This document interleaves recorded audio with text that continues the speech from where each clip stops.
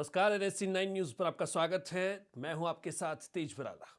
Bulletin की शुरुआत दिल्ली विधानसभा से जुड़ी खबर के साथ, जहां नेता प्रतिपक्ष और आम आदमी पार्टी के नेता आतिशी पर सिख गुरु तेग बहादुर को कथित अभद्र टिप्पणी के आरोप में एक बार फिर से सुर्खियों में आना पड़ा। इस मामले में सिख संगठनों और भाजपा की ओर से तीव्र विरोध देखने को मिला है। विधानसभा के शीतकालीन सत्र के दौरान गुरु तेग बहादुर जी की शहादत पर चर्चा चल रही थी, जब आतिशी की कथित टिप्पणी का एक वीडियो वायरल हुआ। भाजपा ने इसे गुरुओं का अपमान बताते हुए सदन में जोरदार हंगामा किया। इससे सत्र की कार्रवाई कई बार स्थगित करनी पड़ी। भाजपा विधायकों ने आतिशी की सदस्यता रद्द करने और माफी मांगने की मांग की है। सिख संगठनों ने भी कड़ा विरोध जताया है। दिल्ली और हरियाणा की गुरुद्वारा प्रबंधक समितियों ने आतिशी के खिलाफ शिकायत दर्ज करवाई है, जबकि कई जगहों पर प्रदर्शन हुए हैं। भाजपा ने आम आदमी पार्टी मुख्यालय के बाहर भी विरोध प्रदर्शन किया। दूसरी ओर आतिशी और आप ने इन आरोपों को सिरे से खारिज कर दिया है।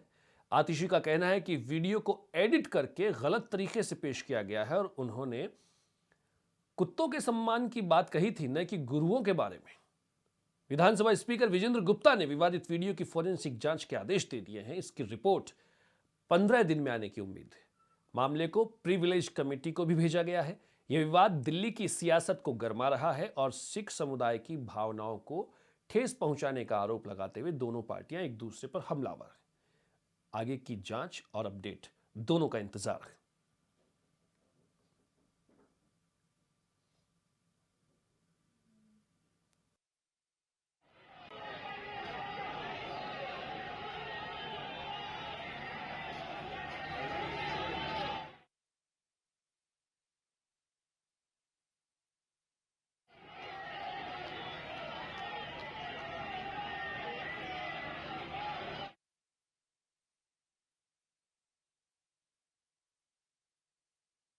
दिल्ली सरकार में मंत्री प्रवेश वर्मा ने विपक्ष पर विधानसभा के शीतकालीन सत्र को बाधित करने का आरोप लगाया। उन्होंने कहा कि 4 दिन के लिए बुलाए गए सत्र में आपने लगातार हंगामा कर कार्रवाई रोक दी है।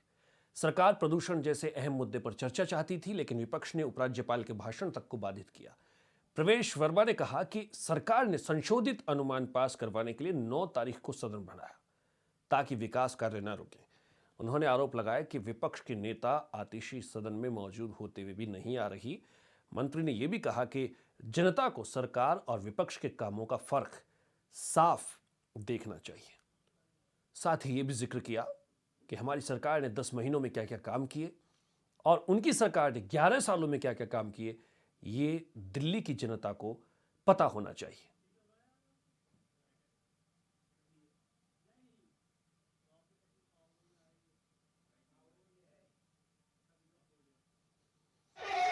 विधानसभा का शीतकालीन सत्र जो 4 दिन के लिए रखा गया था, 5, 6, 7 और 8 जनवरी के लिए, और उसमें आप लोगों ने भी देखा, सारे देश ने देखा कि किस तरीके से विपक्ष ने पूरे हाउस को डिस्टर्ब करके रखा। ना केवल डिस्टर्ब किया, बल्कि जब गुरु तेग बहादुर जी के सम्मान में पूरे हाउस के सदस्य, विशेष रूप से सत्ता पक्ष के सदस्य, उनके परिवार की शहादत के लिए और उन्होंने देश की अखंडता के लिए क्या अपनी कुर्बानी दी, उसके बारे में उनको श्रद्धा सुमन अर्पित कर रहे थे। उसी समय विपक्ष का जो गैर जिम्मेदाराना बर्ताव रहा। सबसे बड़ी बात है कि आतिशी मरलेना जी द्वारा सम्मान में भाग ना लेना, यह दर्शाता है कि आम आदमी पार्टी हमारे गुरुओं के लिए कोई सम्मान भावना नहीं रखती है। उसके बाद में जो उन्होंने अपशब्द कहे, मैं समझता हूं कि देश की आजादी के बाद में कोई भी पार्टी द्वारा देश में किसी भी, चाहे असेंबली हो, चाहे पार्लियामेंट हो, चाहे एमपी हो, चाहे एमएलए हो, चाहे निगम पार्षद हो, चाहे पंचायत का सदस्य हो, किसी भी द्वारा आज तक देश की आजादी के बाद हमारे देश के सिखों के गुरुओं के ऊपर इतनी भद्दी टिप्पणी करना, चर्चा में भाग नहीं लेना, ये दर्शाता है कि उनको ना तो दिल्ली के विकास से कोई लेना देना है, ना हमारे धर्मों का। कांग्रेस के राज्यसभा सांसद शक्ति सिंह गोहिल ने प्रेस वार्ता कर बीजेपी पर सरदार वल्लभ भाई पटेल के नाम पर भ्रष्टाचार के गंभीर आरोप लगाए। उन्होंने कहा कि सरदार पटेल गुजरात कांग्रेस कमेटी के पहले अध्यक्ष रहे और 25 वर्षों तक अध्यक्ष पद पर रहे। गोहिल ने आरोप लगाया कि सरकार ने सरदार पटेल की 150वीं जयंती पर आयोजित एकता परेड में बिना टेंडर और बिडिंग के केवल 5 चुनिंदा फर्म्स को टेबलो बनाने का काम सौंपा। इनमें से 2 फर्म पति पत्नी की बताई गई। उन्होंने कहा कि 29 अक्टूबर को जारी सर्कुलर में इनको फाइनल करने का अधिकार एक ही व्यक्ति को दिया गया, जो गंभीर सवाल खड़े करता है।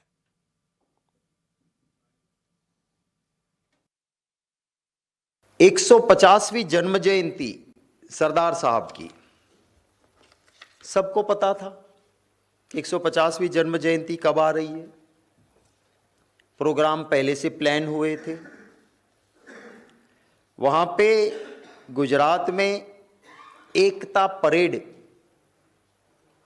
रखने का भारत सरकार ने डिसीजन लिया, बहुत पहले एडवर्टाइजमेंट हुई। पर क्योंकि ये भ्रष्टाचार जो मैं आपको कहता हूं ना कि वो किस तरह से करते हैं, ये होम डिपार्टमेंट 31 अक्टूबर को एक सर्कुलर निकालता है। क्या सर्कुलर है कि एकता परेड में जो भी टैब्लो बनाना है, वो टैब्लो आप सिर्फ ये 5 फॉर्म से ही बना सकते हो। नो टेंडर प्रोसीजर, पारदर्शिता नहीं, बीडिंग प्रोसेस नहीं, लोएस्ट वन आए उसको देना है नहीं। इन्होंने 5 फॉर्म्स अपने आप पिक कर ली और ये सर्कुलर निकाल दिया सभी को कि आप सिर्फ इन 5 से Messrs Live Fixal Technologies, Messrs Siddheshwara Kanuga, Messrs Visha Kanuga, Messrs Sushant Khedkar, Messrs Smart Graph Art Advertising, ये 5 के अलावा किसी से आप टेबलो नहीं बना सकते हो और टेंडर प्रोसीजर की जरूरत नहीं है। ये 5 को कैसे सिलेक्ट किए, इसके लिए कोई ना टेंडर इनवाइट किए गए, ना किसी से बीड मंगवाया गया, ऐसे 5 नाम। और ऐसा क्यों करते हैं, तो कह रहे हैं अपने सर्कुलर में कि ऐसा इसलिए करना पड़ता है कंसिडरिंग दी पॉसिटी ऑफ टाइम, माने हमारे पास वक्त नहीं है, जल्दबाजी है, इसलिए टेंडर की जरूरत नहीं है। अब आप समझिए कि कोई नेचुरल कैलिमिटी आ गई, कोई भूकंप आ गया, कोई आपदा आ गई, हम समझ सकते कि अब टाइम नहीं है, जल्दी मंगवा लो आप जिससे मिलता है। पर ऐसा तो नहीं था। सरदार साहब की जन्म जयंती तो सबको पता थी, कोई जल्दबाजी की जरूरत नहीं थी। और ये 5 नाम भी है ना, वो असल में 5 नहीं है, एक ही शतरंज के चट्टे बट्टे हैं। आपको ताजुब होगा, ये जो नंबर 2 पे है मैसर सिद्धेश्वरा कानूगा और 3 नंबर पे है मैसर्स विशा कानूगा, ये दोनों पति और पत्नी है, इनकी 2 फॉर्म हो गई, हस्बैंड एंड वाइफ। तो ये 5 जो है, आप थोड़ा इन्वेस्टिगेटिव जर्नलिज्म करोगे तो ये 5 के 5 एक ही शतरंज के चट्टे बट्टे।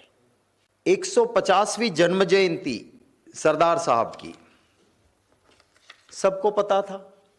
150वीं जन्म जयंती कब आ रही है, प्रोग्राम पहले से प्लान हुए थे।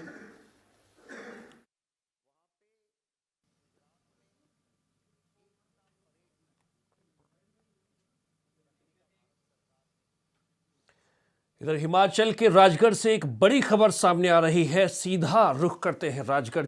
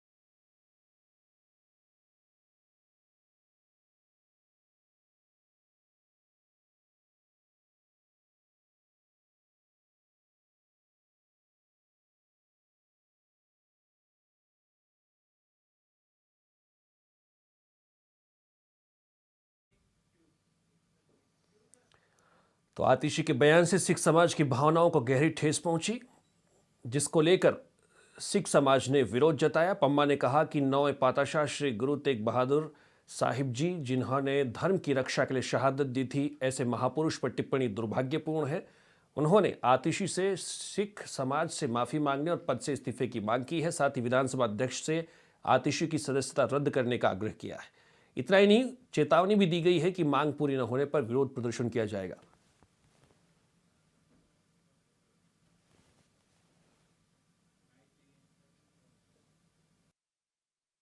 इस प्रकार दिल्ली की पूर्व मुख्यमंत्री आतिशी जी ने गुरु जी के बारे में जो बयान दिया, जो टिप्पणी की, उसको लेकर पूरे सिख समाज में काफी रोष है।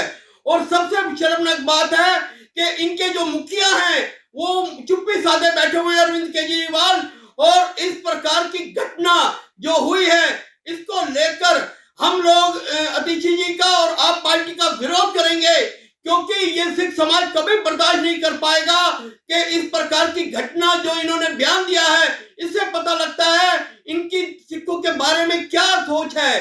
क्योंकि जब भी सिखों की बात आई है, जब सिखों का कोई मसला आया है, इन्होंने सिखों के साथ कभी खड़े नहीं हुए। ये सिर्फ सिखों को इस्तेमाल करते रहे हैं। जिस प्रकार दिल्ली की पूर्व मुख्यमंत्री आतिशी जी ने गुरु जी के बारे में जो बयान दिया, जो टिप्पणी की, उसको लेकर पूरे सिख समाज में काफी रोष है। और सबसे शर्मनाक बात है, दिल्ली से एक चौंकाने वाली खबर। राजधानी दिल्ली के प्रेमनगर किराड़ी इलाके में खुले में जानवर काटने का मामला सामने आया। सोशल मीडिया पर वायरल एक वीडियो में दिख रहा है कि जब कुछ लोगों ने कसाई को खुले में जानवर काटने से टोका तो कथित तौर पर दुकान में घुसकर जान से मारने की धमकी दी गई। वीडियो में विवाद बढ़ते हुए दिखाई दे रहा है, जहां टोकने वाले व्यक्ति और कसाई के बीच तीखी बहस होती है और धमकियां दी जाती हैं। यह घटना दिल्ली जैसे महानगर में कानून व्यवस्था पर सवाल उठा रही है। दिल्ली में खुले में जानवरों की कटाई अवैध है और केवल अधिकृत स्लॉटर हाउस में ही अनुमति है। पुलिस से इस मामले में कार्रवाई की मांग की जा रही है। फिलहाल इस घटना की कोई आधिकारिक पुष्टि नहीं हुई है, लेकिन वीडियो तेजी से वायरल है। स्थानीय निवासियों का कहना है कि ऐसे मामले से इलाके में तनाव बढ़ रहा है। पुलिस ने अभी कोई बयान इस पर अपना पक्ष नहीं रखा है, लेकिन जांच की उम्मीद जताई जा रही है।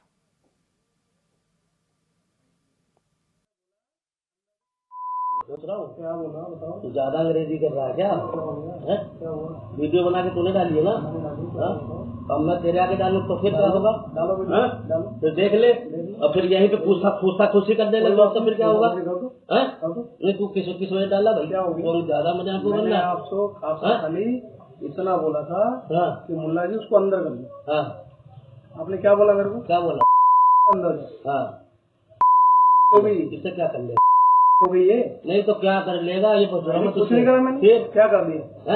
डाल दी कोई दिक्कत नहीं। आपको क्या प्रॉब्लम? मैं तेरे डालूंगा। डालो अभी डालो। ठीक है कोई बात नहीं। तुझे तरीके से मैंने खाली मुल्ला जी को इतना बोला। मुल्ला जी अरे मेरी बात सुन, छोड़ो फोन को, मत पकड़ो फोन नहीं। इन्होंने बोला आपको ज्यादा दोस्त बनना है ना? इन्होंने बोला अंदर बाहर बूझ रहे हैं, धुआं अंदर आ रहा है। अगर दिक्कत मौसम में सुधार के साथ जम्मू कश्मीर में जनजीवन को पटरी पर लाने की कोशिशें तेज हो गई हैं। प्रदेश की कई प्रमुख सड़कों पर बर्फ हटाने का काम लगातार जारी है।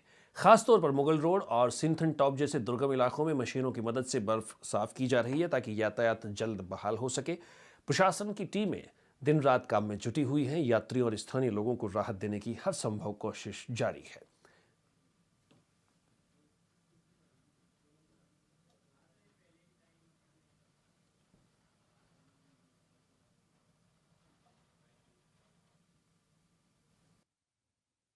जम्मू कश्मीर में 2 दिन पहले हुई ताज़ा बर्फबारी के बाद कई इलाके सड़क मार्ग से कट गए हैं। ऐसे में लगातार स्नो क्लियरेंस मशीन्स अपने काम कर रहे हैं। हम आपको बताते चले कि जम्मू प्रोविंस में राजौरी पुंछ को जो सड़क कश्मीर के साथ जोड़ती है, मुगल रोड, उस पर भी स्नो क्लियरेंस मशीनें जो हैं वो अपना काम कर रही हैं। तस्वीरें आप देख रहे हैं मुगल रोड की, जहां पर लगातार पिछले 2 दिनों से ये मशीन जो है वो बर्फ को हटाने का काम कर रही हैं। ऐसे में आज शाम तक मुगल रोड के खुलने की संभावना बताई जाती है। दूसरी तरफ अगर हम बात करें किश्तवाड़ से अनंतनाग को जोड़ने वाली सिंथन टॉप की जो नेशनल हाईवे है वह भी बंद पड़ा हुआ है। वहां पर भी लगातार स्नो को क्लियर करने का काम जो है वो जारी है। अगर नॉर्थ कश्मीर की बात करें तो गुरेज जो इलाका है वो कटा हुआ है। इसके अलावा कई छोटे छोटे गांव कस्बे जो कि काफी ज्यादा पहाड़ी इलाकों में है, वहां वो उनसे शहर का संपर्क जो है वो कट गया है। ऐसे में जहां एक तरफ यहाँ पहुंचने वाले टूरिस्ट जो है वो बर्फ का मजा ले रहे हैं, वहीं दूर दराज इलाके में रहने वाले लोगों को सड़क संपर्क कटने से काफी ज्यादा परेशानी उठानी। भुवनेश्वर एयरपोर्ट पर ड्यूटी पर तैनात सीआईएसएफ जवानों ने मानवता की मिसाल पेश करते हुए एक व्यक्ति की जान बचाई।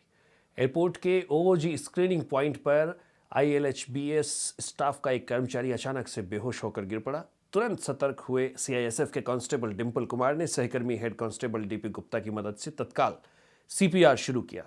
कुछ देर की कोशिश के बाद कर्मचारी होश में आया। इसके बाद एआई की एम्बुलेंस से उसे आगे के इलाज के लिए भुवनेश्वर के कैपिटल हॉस्पिटल पहुंचाया गया। घटनास्थल पर मौजूद एक डॉक्टर ने सीआईएसएफ जवानों की त्वरित कार्रवाई, व्यावसायिकता और आपातकालीन प्रतिक्रिया की भरपूर तारीफ की है। डॉक्टर ने इसे एक कीमती जान बचाने वाला साहसिक कदम बताया। सीआईएसएफ के इस जीवन रक्षक कार्य की हर तरफ प्रशंसा हो रही है। यह घटना सुरक्षा बलों की न केवल सुरक्षा बल्कि मानवीय संवेदनशीलता को भी दर्शाती है।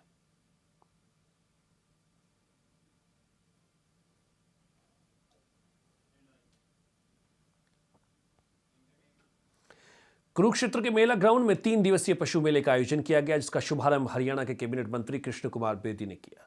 मंत्री ने कहा कि यह मेला एक सकारात्मक कदम है जो शहर और ग्रामीण अर्थव्यवस्था दोनों के लिए लाभकारी होगा। इसके अलावा उन्होंने दिल्ली की पूर्व मुख्यमंत्री आतिशी के विवादित बयान की निंदा की और कहा कि उन्हें देशवासियों से माफी मांगनी चाहिए। पश्चिम बंगाल की मुख्यमंत्री ममता बनर्जी द्वारा ईडी जांच में रुकावट डालने को भी उन्होंने निंदनीय बताया। वहीं दिग्विजय चौटाला के बयान पर मंत्री ने पलटवार करते हुए कहा, बोल लिया बुला लिया, उनका तो घर में भी चल रहा है मामला, वो उनसे पूछ लो, मैं क्या बोलूं।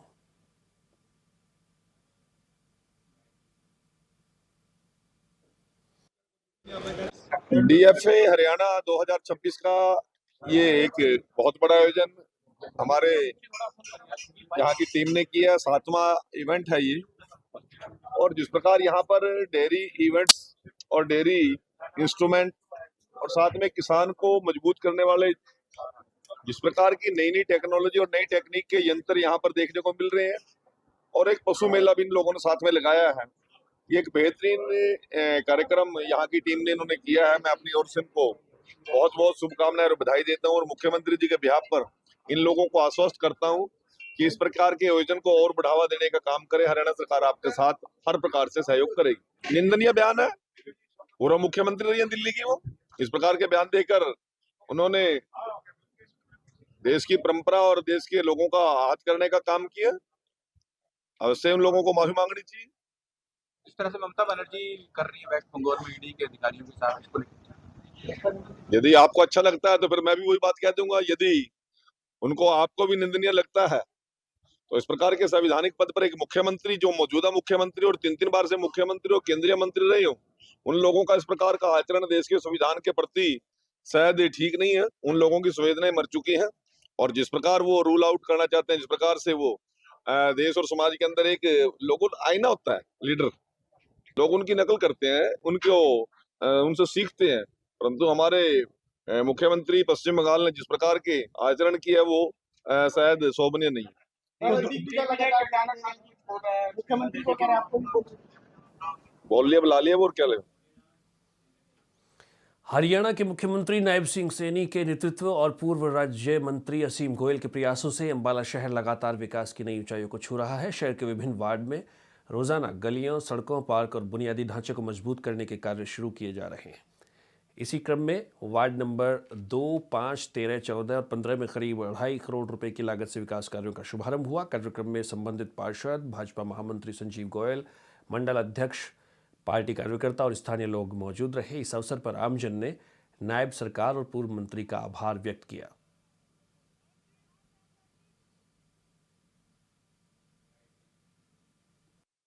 आज पूर्व मंत्री असीम गोयल जी द्वारा पिछले दिनों में 10 करोड़ 10.5 करोड़ के विकास कार्य अंबाला शहर में उद्घाटन किए गए थे।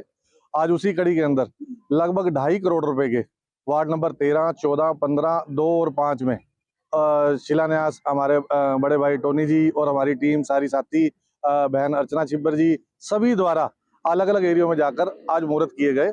और यह ठेकेदारों को निर्देश दिया गया है टोनी जी द्वारा कि यह काम रामदास जी आज शुरू होने चाहिए, कल पे नहीं, आज ही काम सभी जगह शुरू होने चाहिए।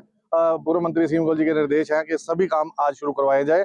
इसके लिए मैं अम्बाला वासियों को, अपने वार्ड वासियों को, सभी को बहुत बहुत बधाई देता हूं और इसी तरह आगे भी उम्मीद करता हूं कि हमारी जो टीम काम कर रही है आगे भी तरक्की इसी तरीके अम्बाला शहर में होती रहे। सर, अम्बाला में जो विकास की झड़ी हमारे पूर्व विधायक असीम गोयल ने लगाई हुई है, उसी कड़ी में आज कई वार्डों में विकास कार्य शुरू करे हुए हैं और आशा करते हैं कि आगे भी इसी तरह से विकास कार्य अम्बाला में होते रहे।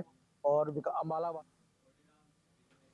हरियाणा जेल के नवनियुक्त डीजी एवं हरियाणा पुलिस हाउसिंग कॉरपोरेशन के प्रभारी आलोक मित्तल अम्बाला पहुंचे। इस दौरान उन्होंने बैंक स्क्वायर मार्केट, महेश नगर में बन रहे पुलिस थाना भवन और अम्बाला जेल का निरीक्षण किया। मीडिया से बातचीत में आलोक मित्तल ने बताया कि हरियाणा पुलिस हाउसिंग कॉरपोरेशन द्वारा बनाए जा रहे भवनों की प्रगति की समीक्षा की गई है। महेश नगर थाना भवन समय पर पूरा नहीं हो सका था, लेकिन अब इंजीनियर्स और एसपी अम्बाला से बातचीत के बाद तय किया गया है कि यह भवन 30 जून तक पूरी तरह से तैयार कर लिया जाएगा।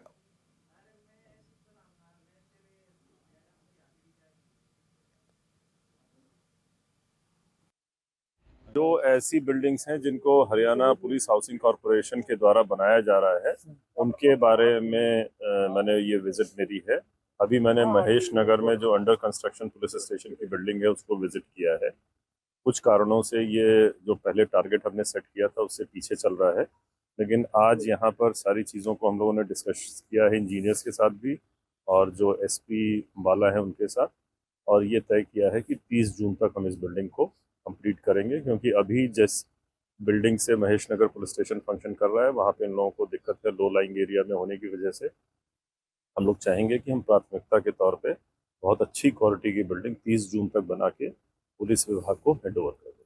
आसपास के लोग हैं, उनकी एक समस्या है, कह रहे हैं कि ये जो जगह है वो उनकी निजी है और उसमें से रास्ता निकाला जा रहा है इस थाने का। रास्ता तो इस थाने को चाहिए ही, इसमें तो कोई, जब एक थाना बनेगा वहाँ पे लोग आएंगे अपनी दरखास्त लेके मिलने आएंगे पुलिस से, तो उनको रास्ता तो चाहिए। तो इस बारे में तो कोई डिस्प्यूट नहीं होना चाहिए कि रास्ते के लिए ज़रूरत है, लेकिन जो उनकी अपनी मांग है लैंड से रिलेटेड, उसके बारे में जो स्थानीय एसपी साहब हैं, एसपी अम्बाला, इनका कहना है कि हम उनके साथ बैठ के बात करके और कोई ना कोई सोल्यूशन निकालेंगे इसका। डीजी साहब से बात भी हुई, एसपी साहब से बात भी हुई है। एक आपने देखा होगा कि जहाँ से एक गेटेड हमारी एक लैंड है यहाँ पर महेश नगर के इलाके में, तो इनिशियल जब ये थाना बनने की बात आई थी तो ये बात बोली गई थी कि जितनी लैंड हम रास्ते की यूज़ करेंगे आपकी रास्ते के लिए, तो उतनी लैंड हम आपको इस थाने के अंदर से आपको लैंड दी जाएगी।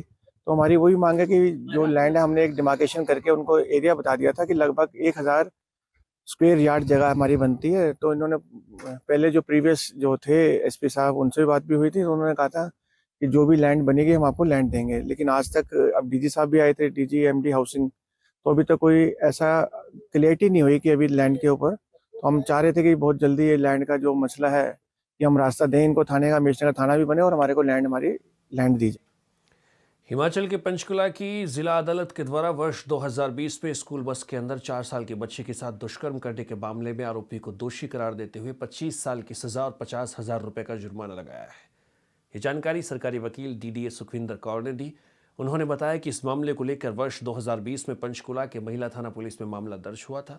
इसके बाद ये मामला कोर्ट में पहुंचा और 6 साल बाद इस मामले में कोर्ट ने बड़ा फैसला सुनाया है।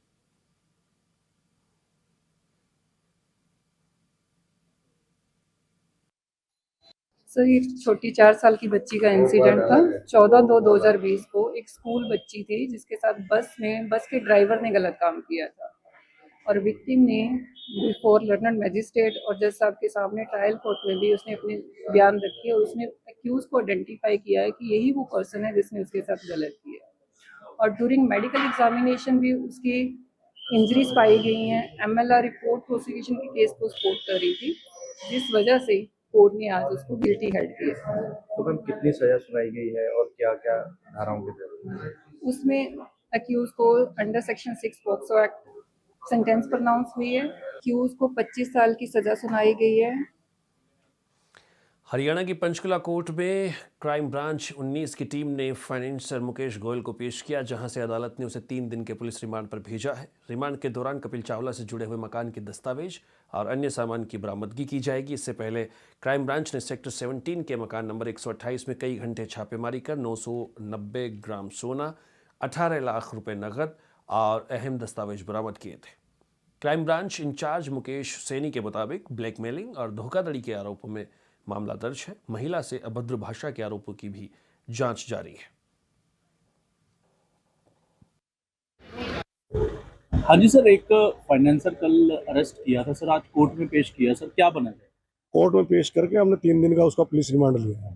तो क्या क्या रिकवर किया जाएगा सर? पुलिस रिमांड के दौरान जो चेक वगैरह जो उन्होंने दिए थे विक्टिम के जो ले रखे हैं उनको रिकवर किया जाएगा, और जो रजिस्ट्री वगैरह जो एफिडेविट्स वगैरह हैं जो ब्लैंक। यूपी के मुरादाबाद रेलवे स्टेशन पर यात्रियों की सुविधा, सुरक्षा और राजस्व संरक्षण को लेकर रेलवे प्रशासन सघन जांच अभियान चला रहा है। इसी दौरान स्टेशन परिसर में फर्जी और अवैध पानी की बोतल्स की बिक्री का खुलासा हुआ, जिसे जीआरपी और आरपीएफ की संयुक्त टीम ने पकड़ते हुए भारी मात्रा में बोतलें जब्त की हैं।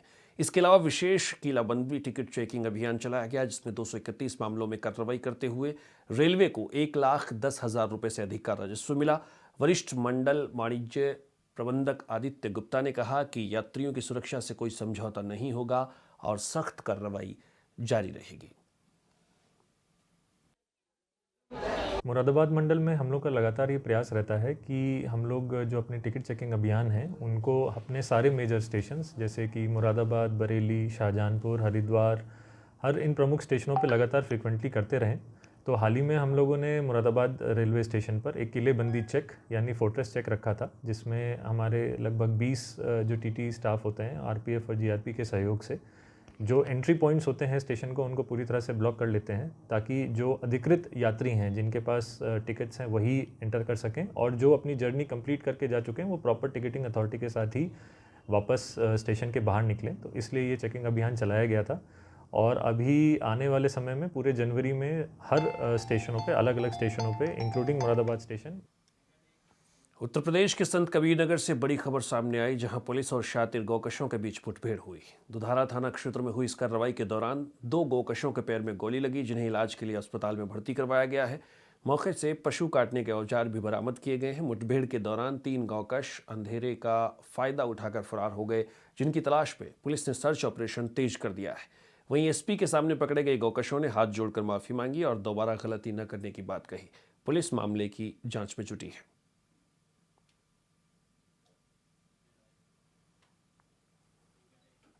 छत्तीसगढ़ के रायपुर में पुलिस की एंटी क्राइम और साइबर यूनिट ने थानागंज क्षेत्र में ऑनलाइन सट्टा संचालित करने वाले 4 आरोपियों को गिरफ्तार किया है। रायपुर एसएसपी डॉक्टर लाल उमिद्र सिंह ने प्रेस कॉन्फ्रेंस कर गिरफ्तारी और जब्त सामग्री की जानकारी दी। पुलिस ने बताया कि आरोपी ऑनलाइन सट्टा संचालन और बेटिंग साइट्स पर सट्टा लगाने हेतु आईडी की बिक्री कर अवैध लाभ अर्जित कर रहे थे। आरोपियों के कब्जे से कुल 50 लाख, जिसमें 35,000 नगद, 2 नग लैपटॉप, 10 नग mobile phone, Hyundai taxon car, passport, ATM card, chequebook और कैलकुलेटर जब्त किए गए। जब्त की गई सामग्री की कुल कीमत लगभग 80 लाख आंकी गई है।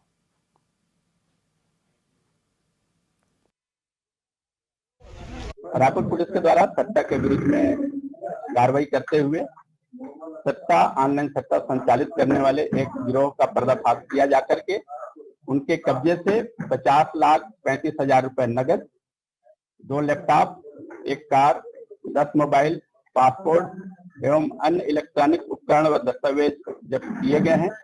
इस पूरे प्रकरण में 4 प्रमुख आरोपी, जिसमें रितेश गोविंदानी, सागर पिंजनानी, मोहम्मद अकबर, विक्रम राज कोरी को गिरफ्तार किया गया है। इनसे लगातार पूछताछ की जा रही है। इस पूरे प्रकरण में अब तक करोड़ों रुपए के ट्रांजैक्शन होना पाया गया है। इनके कब्जे से जो मोबाइल जब्त किए गए हैं और या फिर इनके पास अकाउंट डिटेल हम लोगों को प्राप्त हुए हैं, उसके एनालिसिस के आधार पर अन्य आरोपी गणों की। फिलहाल इस बुलेटिन में इतना ही। तेज को अभी के लिए आज्ञा दीजिए। नमस्कार।